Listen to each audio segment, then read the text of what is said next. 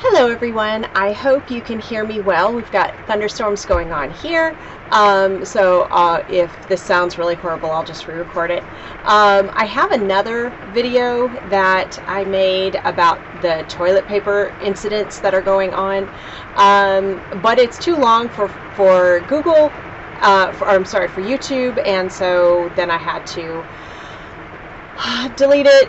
And then I'm trying to cut it, but I can't find a decent program that will let me trim what I want. And so if there's anybody techie out there who knows how to trim, like apparently with this program, I can trim like the front or the back, but I can't figure out how to trim the whole thing. Like in the middle, there's a little part. Anyway, blah, blah, blah. Probably just need to re-record it. What I want to talk about today is adjustment reactions. Most of us are getting to the end of the first week of quarantine, or we haven't started and we're going to, or we've been doing it for a little bit longer. So in any case, there will be a day where the adrenaline runs out, where you're like, okay, the pandemic isn't here and we're safe and we're in the house. And then you have a couple days to get into, and then you lose your road, and it's okay. That's normal. It is a huge adjustment. There is a whole lot that you couldn't process when you were trying to get the supplies, make sure everybody's taken care of, make sure you haven't forgotten anything, and then you just sit there. And people are going to react different ways. Some people are going to be really emotional, and they're either going to be sad emotional or angry emotional. So their feelings might get really easily hurt, or they could just snap, they just get snappish with everybody. There will be people who are fairly stoic, but are still brewing underneath the surface. So even if you have somebody in your household who seems to just be like, I am cool as a cucumber, make sure they're really cool as a cucumber and just aren't feeling like they can't, like they're trying to take care of everybody else, so they can't feel. They're not allowed to feel. Make sure that they have the freedom to be honest with their emotions. You might have people who are getting really anxious at this point, a little stir crazy, a little rock happy. Anxiety, panic attacks might start to creep up. If anybody wants me to talk about panic attacks, let me tell you, I can talk about that. I actually wrote a book on that, how to manage anxiety, panic, and obsessive compulsive disorder. But I won't get into that now. But except for maybe a couple things later, I'll think about that. So I wanted to give a couple of tips on how to manage, especially if you're managing with a lot of people. I think everybody in the household needs to have a place where they can go. They need to have, even if you guys are all shoved into a 1-bedroom apartment, that's fine. Make a partition so that people, like for kids, make them their own couch forts. Not that they have to share a couch fort. They have their own couch fort. They have their own, somebody gets under the kitchen table, somebody gets against the couch and the coffee table.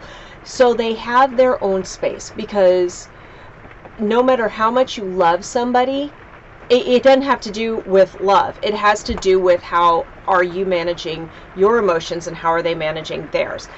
If you give people space to just not have to deal with another person for a little bit so they can get their selves together, then that will be helpful for everybody. Routine, cannot emphasize enough the importance of routine, especially routine meals and routine bedtimes. Routine is what's going to make your household run. And there are going to be people who don't want to. They're like, why? I don't have to go to school. I should be able to play video games all day. No, actually, no. Your life is not just video games or school, or school or video games. Life is so much more than that.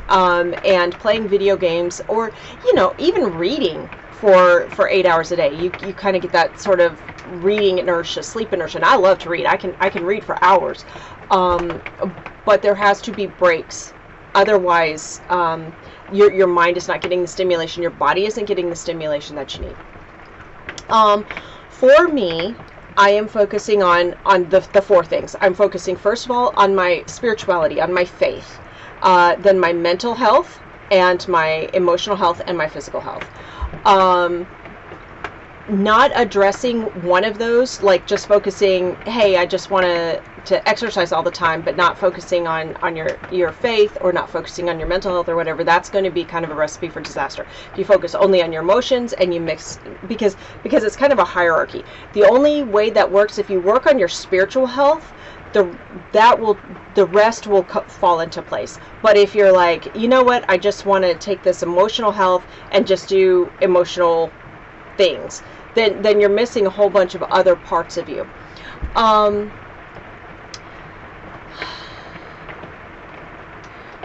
One of the things that we really need to do to help us understand what to keep our gumption, to keep our stamina, is to understand our why. My why is to save lives. I am trying to save my family's life, and I'm trying to save the lives of the people I work with. That is, and it's just because it's a germ, not a bomb, that doesn't mean it's any less saving a life. And because I look at it as saving a life, fighting against, on the spiritual plane, this destruction that the Lord never intended for us to be living under destruction. He intended us for us to be in a garden, but now we have this destruction, and so everything that happens on earth is a spiritual battleground. There is no neutral ground on the planet at all, period, not one thing. So looking at this, like, I am fighting against death, I'm fighting against disease, I'm fighting to save the people I love, gives me courage, and that gives me stamina. And that's what I'm encouraging other people. I know a couple other people who are kind of struggling right now, and it's okay that you're struggling. That makes sense that you're struggling. If you haven't been, you know what it's like? Okay, so you ever see those television shows where you have like the old doctor, who's been around the block, there's nothing that he hasn't seen, and then you have the new med student, and he totally like faints at the first sight of blood. That med student's going to be a great doctor someday, but he's new. And he doesn't have the gallows humor. He doesn't have the coping mechanisms. All he sees is this destruction, and then he has a come apart. And so what you're going to have now, when you recognize, okay, so-and-so is having a come apart, so-and-so is having an adjustment reaction, and you can walk them through that, or walk yourself through that, that's going to keep you from breaking quarantine. And remember, if you break your lockdown, if you break your quarantine, whether you're quarantined because you possibly have been exposed, or you're quarantined because you're trying to be not exposed, once you break that, because you just can't stand it anymore, because you're going crazy inside the house, because the kids are driving you nuts, what you have done is traded a temporary adjustment reaction for a real physical danger to your life, to your family's life, to your health, to the health of the people in your community. And I'm coating it thick because this is serious. Because this is absolutely what you're dealing with in a pandemic. And I mean, like I said, I've been studying diseases and pandemics for 10 years, and this is still a bit of an adjustment for me. I'm finding it's tolerable because the Lord has brought me through a lot of hard things, and I can sit there and say, this is just another hard thing that the Lord has brought me through. And I love the verse in Romans 14:8, which says, if I live, I live to the Lord. If I die, I die to the Lord. Whether I live or die, I am the Lord's. So that's like, okay, so I don't have to be afraid. I don't have to fear for myself. I had a friend, I love my friends. I have the best friends. If my friends are watching this, I love you. You're fabulous. One of them said, if you're starting to feel, I hope if you're feeling afraid that you do, you know that you're loved and everything. And and that you can get peace. And I appreciated that deeply, but then I was like, I'm actually not afraid. I'm not afraid for me at all. I'm not very much afraid for my family or the people I work with, because I've taken as many precautions as I can. At this point, it's out of my hands. It's like the EOD guy who, somebody asked a bomb disposal guy, do you ever get nervous diffusing a bomb? And he's like, no, because either I diffuse the bomb or suddenly it's not my problem. And I love that view. That is so brilliant. Sorry, my eyes watering. We have pollen is going through the air like, I can't even tell you, like just sheets and coats of pollen. So if I'm wiping my eye, I apologize for that. It's just watering like crazy. So, yes, so adjustment reactions. Okay, so one of the first things, when you might feel like, no, seriously, you don't understand, I'm going to lose my mind. Actually, I do understand that. I really understand that, and I kind of felt that way the other night. I was getting to the point where it's like, oh Lord, I don't know that I'm going to be able, I'm afraid that I'm going to literally lose my road. But I knew I had been in those situations before. I've been where things were, I knew it was just an adjustment reaction. You know, I was a little bit afraid because that's a very strong feeling. But on the other hand, I'm like, no, Stephanie, you're not going to lose your road. You're fine. And then, but before I knew I was fine, I asked the Lord for reassurance. And I wish I could remember the picture he gave me. I can't remember the picture. I can just remember how I felt. And then that was good. That's all I needed. Now, there have been, oh, let me say one thing.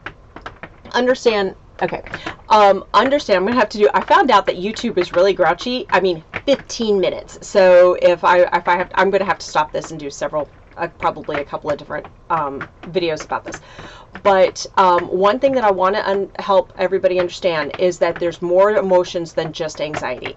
You might have anxiety and sorrow, anxiety and like financial stress, or anxiety and physical discomfort. You might have a lot of things going on, anxiety and loneliness. If you can parse those out, and we can just work on the anxiety, then we can work on the other emotions as well. I'm going to stop this now because that's a really good place to stop, and I will continue it in just a minute.